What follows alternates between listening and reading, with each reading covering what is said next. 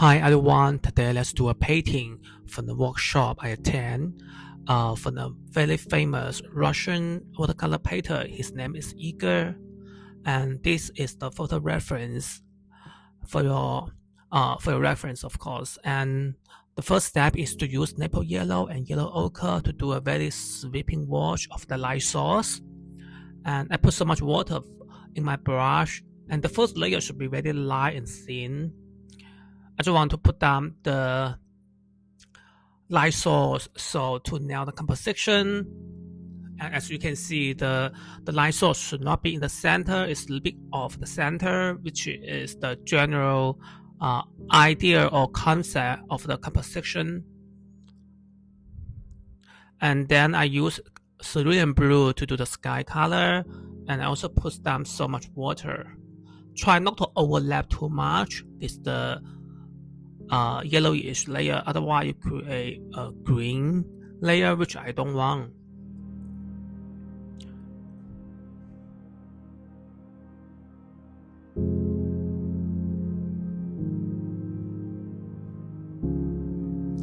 The left side of the painting is the shadow side, so I use a little bit more cerulean to emphasize the shade of the leaf.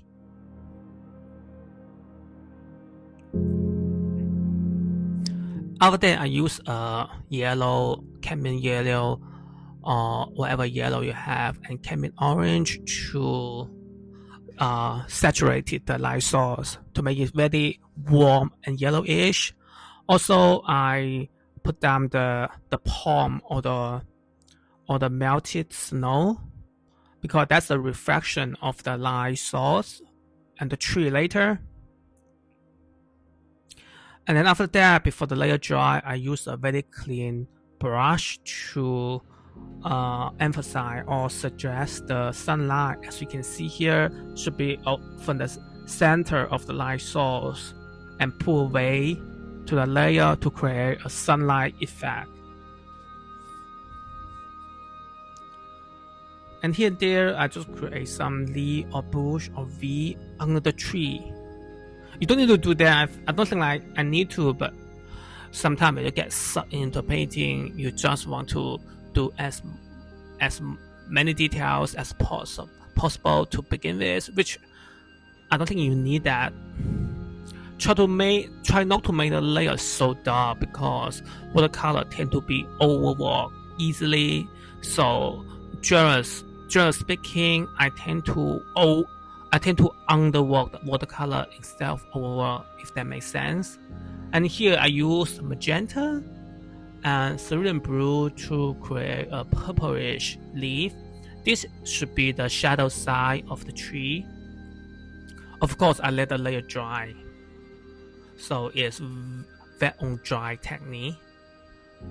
And later on, I feel like it's too early to do the wet on dry, so I wet the layer, so I use wet on wet technique, because still too early to do the detail or the shade of the leaf. I just want to suggest where the shadow is, so I use wet on wet technique. And here I try to do the reflection of the shadow side of the tree, so I create a palm here, but it's just purple. I just want to finish the drawing.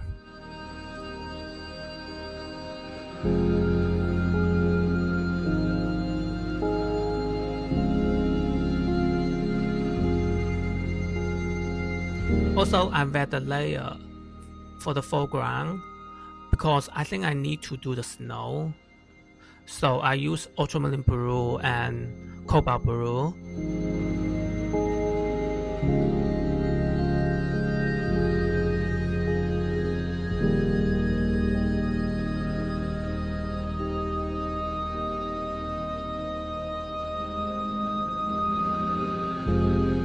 Try to outline the palm as much as possible.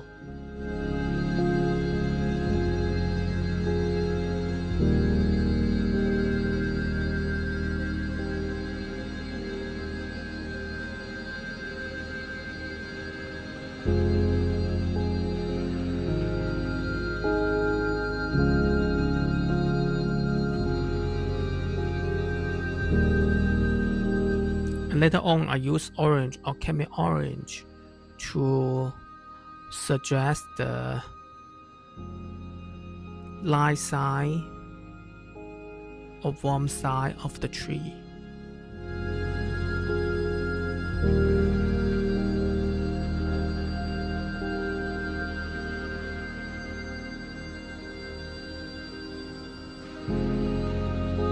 This will take time, but it could be fun. I mean, I enjoy the painting process. I never get bored of doing the tree here, but try not to overwork or cover the light source.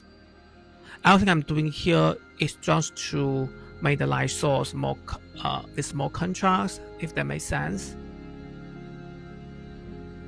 So you can lift the line by making the other area darker. The shadow side of the tree near the light source should be the combination of the yellow ochre, burnt sienna, and burnt umber. We can add a little bit blue to that to further make it cooler. As you can see here, I use ultramarine blue to further darken the leaf. The upside of the tree should be very dark because they are like behind the light source, so it should be really dark. But here I try to just suggest, because I don't want to go too dark. Your layer building should be gradually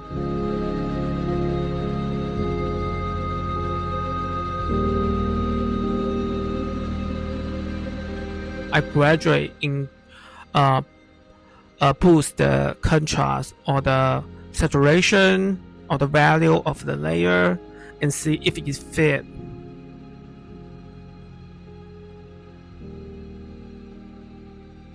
And here should be the shadow side of the tree. That should be pretty cool and dark.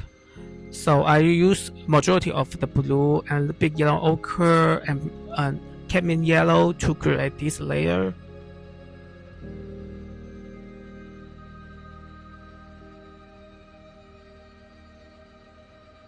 This should be the wet on dry technique, because you can see the previous layer already dry, so I can make some mark of the leaf.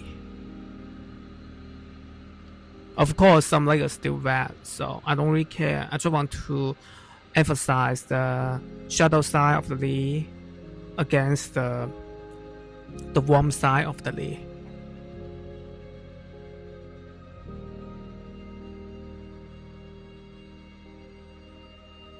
Try not to create a pattern because leaves should be very randomness.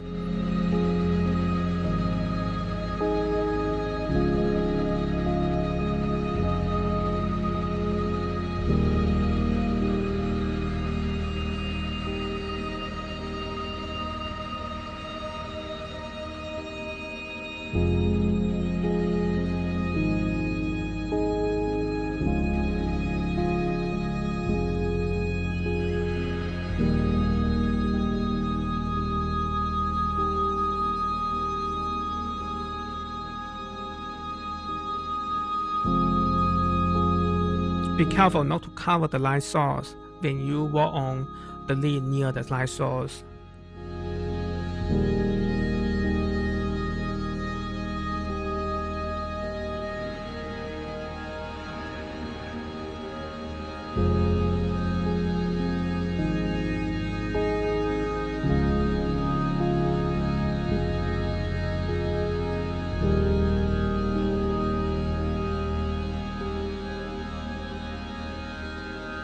Here to refine the detail and make some mark of the leaf.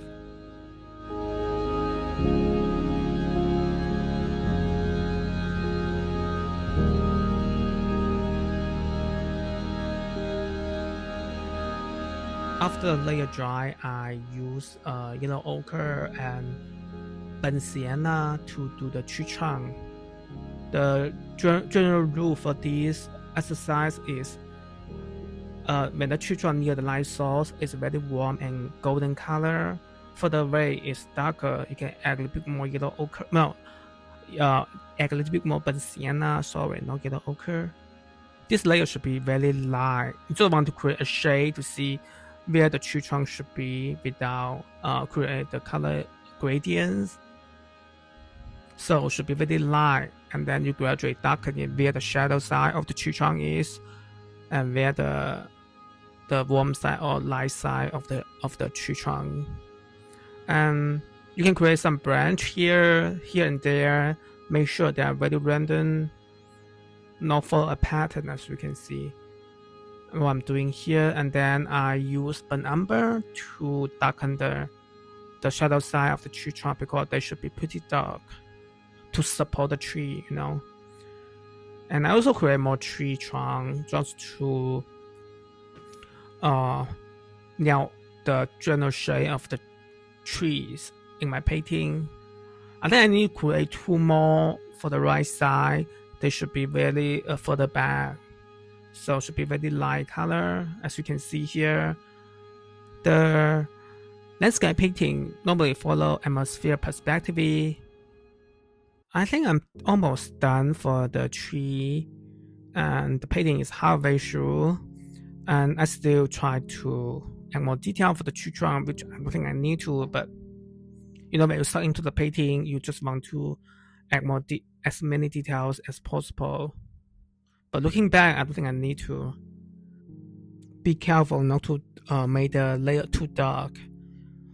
You can leave the color by use a dry brush if it's too dark before the layer dry, of course. Here I still add more branch of the tree trunk just to make the tree trunk or tree more interesting. The shadow side of the tree trunk should be really dark. You can use blue, partial blue or ultramarine blue without adding any warm color to create these very cool or dark tree trunks in the shadow side of the tree.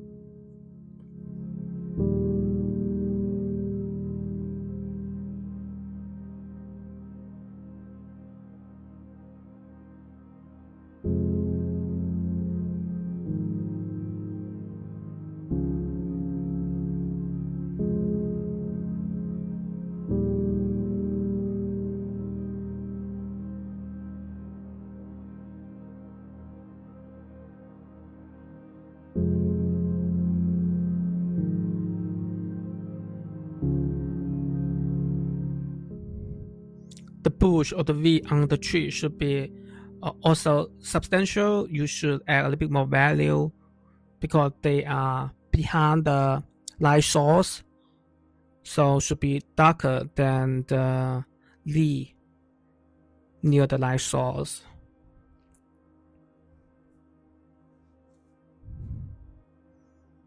I still try to refine the tree trunk a little bit.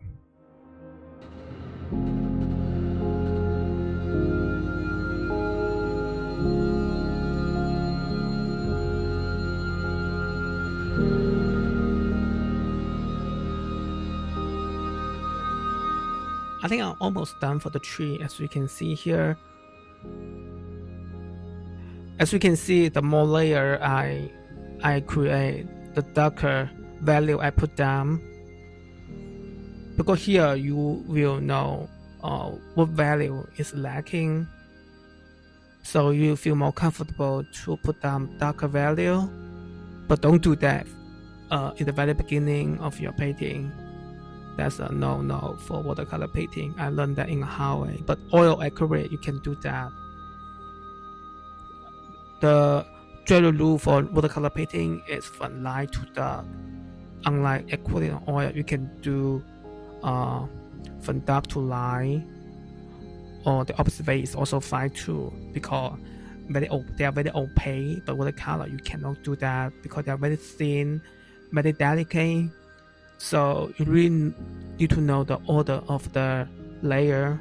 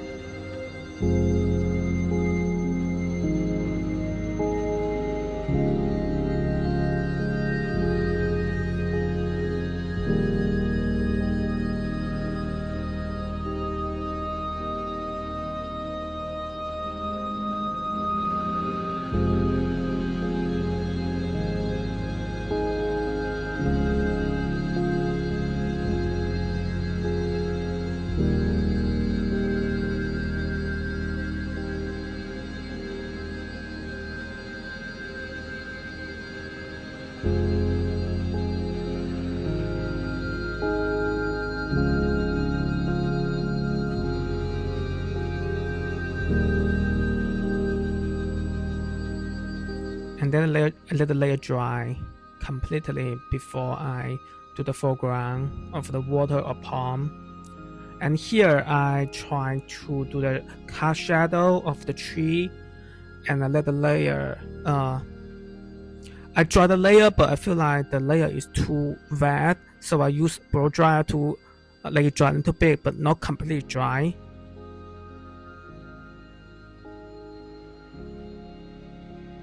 I use cerulean blue to do the shadow, the cast shadow of the tree from the light source of the sunlight. Don't overdo it, just suggest the shade of the cast shadow, and then you can add a little bit more V or bush on the tree. And for the palm, you can add a big shade here and there. At the beginning of my watercolor painting, I'm struggling to refine the cast shadow. I always overwork the shadow. At the end, I always ruin the whole painting, so I learned the lesson halfway. And here, I think I'm done for the cast shadow. It's just that easy as 2 or 3 brush stroke, and that's it. If you don't think it's enough, try to walk away or walk on other area and come back to it. Don't continue to put down layer and layer.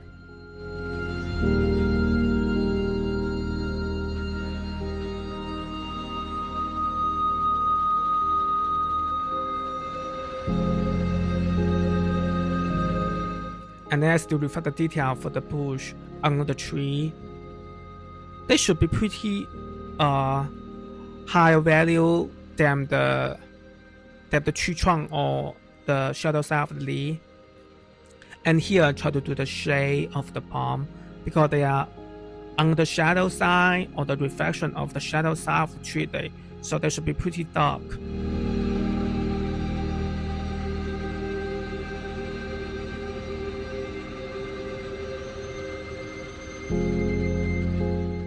As you can see here, it won't look like the water, but once you put down the tree trunk shadow, it will look like the water effect. Here I use I think it's red sienna and yellow ochre, a little bit umber, I think, just to darken the palm of water a little bit.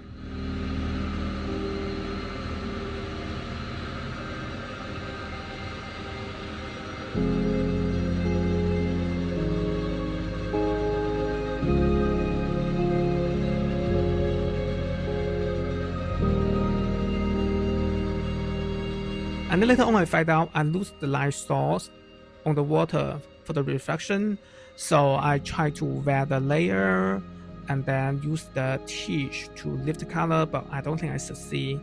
You will see the process in a minute.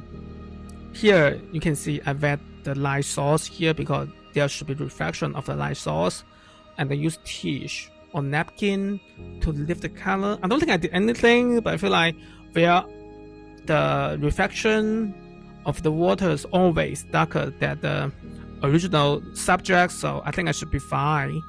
So I just continue, I just go on.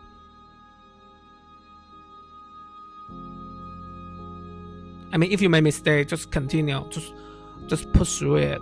Eventually, you will feel like the mistake you made is very minor. It's not like fatal.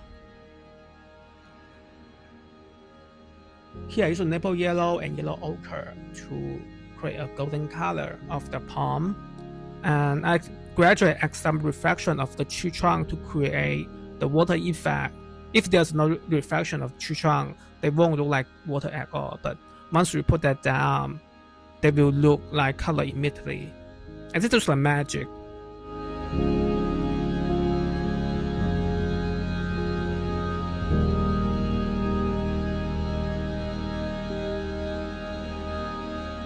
I still out the shade of the water there.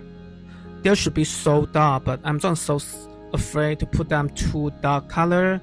So gradually I darken the value gradually, and I add some tree trunk for the reflection of the shadow side of the tree. And they do look like water, right? And later on, just refine the snow by adding a little bit bluish color for the snow, and then I emphasize the outline of the palm here. You can see that looks far better, right? After I add the outline of the palm. And the painting is almost coming to an end because I know it's going to be done. Otherwise, I will ruin it.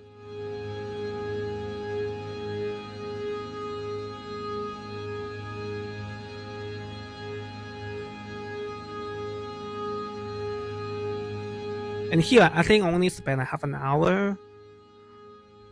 I did pause or take a break a little bit to let the layer dry. I did cut out some time, but half an hour to 1 hour for this 5x7 inch painting is my general time consumption or spending.